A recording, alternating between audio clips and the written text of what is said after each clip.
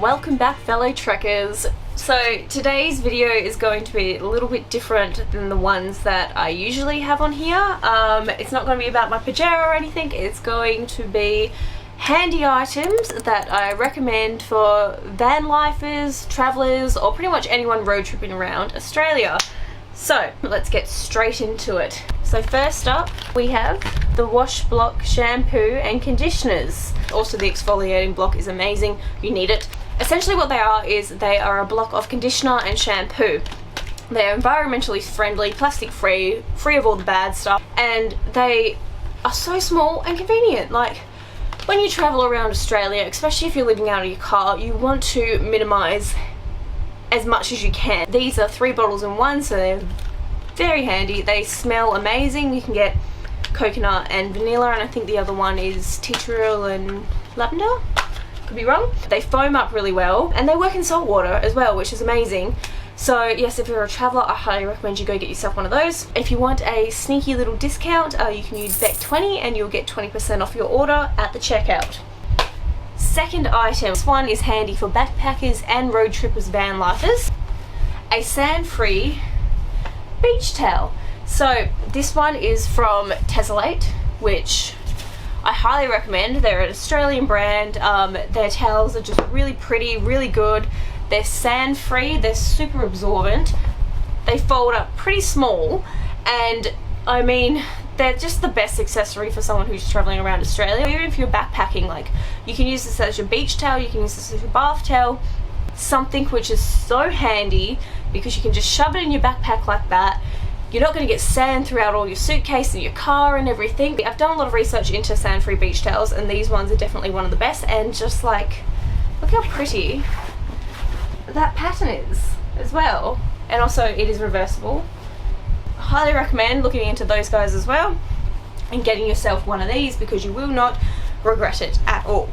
The third item on the list, my best friend when I go traveling. If you are a coffee snob like myself and you enjoy having good cups of coffee in the morning, then I recommend you get one of these. Now I know you can get other little coffee gadgets and that out there, but I like pod coffee, and this is a portable pod coffee maker. So essentially you just take off this part and you put your pod in there. You fill the top with hot or cold water. I recommend you use hot water because you'll get about 100 cups of coffee out of one charge. It's also fully rechargeable. Yeah, it makes like a really nice little espresso. It's very good, very small, very portable, very light, and yeah, if you're a coffee snob, 100% recommend you look into it. It'll set you back about $110, so not too expensive. You know, it's worth it in my opinion. The fourth thing, it's not essential, but I recommend you have them, is a fan or a aircon. Now this is my tiny little evaporative aircon by Evapolar. I think that's how you pronounce it. Sorry if I pronounced that wrong. I have used this multiple times. The only problem with this little aircon is it does not work in humid conditions. So I highly recommend you have a fan. You can get really small ones now, like really small portable USB ones, so there's plenty of options out there. Invest, get a fan, highly recommend. Australia is hot, guys. The next item has saved my ass that many times is a portable charger and a jump starter. Now this, you don't need to get this brand. There's a lot of brands out there. Definitely do your research and everything before you buy one because they are lithium batteries and you want to make sure you are getting a good branded one. But this little bad boy has jumpstart my car and saved my ass more times than I care to mention. I charge it while I'm driving off my power bank, my power system. So if you don't use it as a jump starter, it is a really good power bank because they're like a really solid 1000 amp lithium batteries. You can also get ones a lot higher than that. It means you don't need to actually have a power system in your car. You can use one of these and charge all your phones and your cameras and everything off this, and then you can charge this while you're driving. So look into one of these. I will leave the links below for ones that I recommend or ones that I've used. Actually, I'll leave a link below for everything that I'm mentioning in this video. The next item, which I think a lot of people will agree with me, earplugs, and you carry earplugs everywhere you go. I have experienced this quite a lot. Sometimes you're staying in a caravan park and people are a little bit noisier than you'd like, or you've got someone who's a very loud snorer next to you. It's also great if you've got a rooftop tent and you kind of have like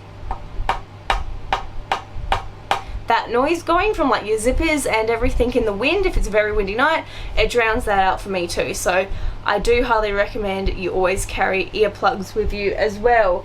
The other thing that I recommend, the first aid kit. Now, it's just smart. That's an essential item. You need to be carrying a first aid kit with you if you're traveling around Australia, because you just never know when you're going to use it, and it's just safety. It's just a smart thing. Get yourself a little one, get yourself a big one, it doesn't matter. Keep it in your car, leave it there. You know it's there in case of emergencies. The next item, which isn't essential, is an emergency beacon device. If you are a solo traveler like me and you are just looking for something to give you a little bit more confidence in case something does go wrong, I recommend investing in a personal PBL, personal beacon device, location device. Can't remember what it actually is. It sends your location to the authorities within a square meter so they can come and find you. The next couple of things probably only relate to traveling around Australia if you're planning on doing a bit of four-wheel driving. The first thing is max tracks and a shovel.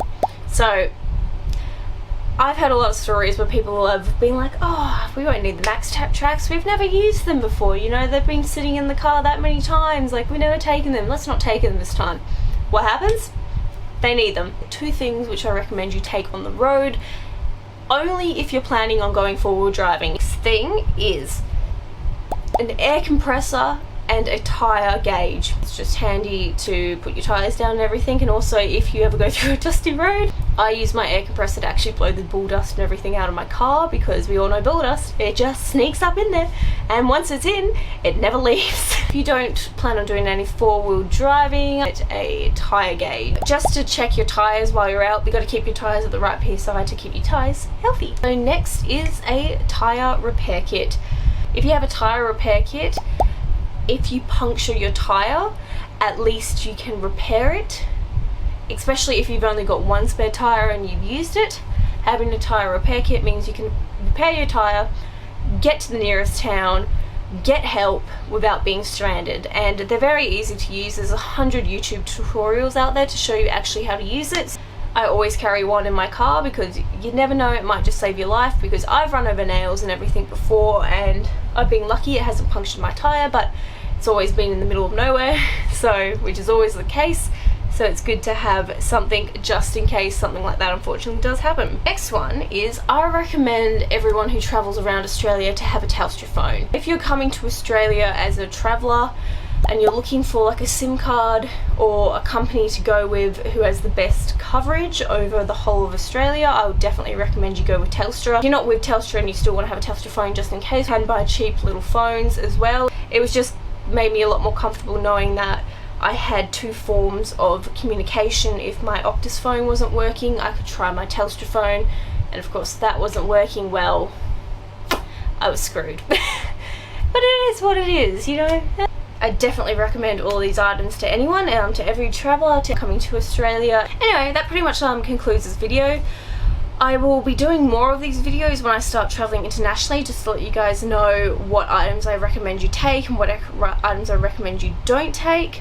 Yeah, if you want to see any more of like these type of sit down videos, please let me know in the comments. If you want to see more of my videos, make sure you click the subscribe button. That's all for now. I will see you guys all the next time.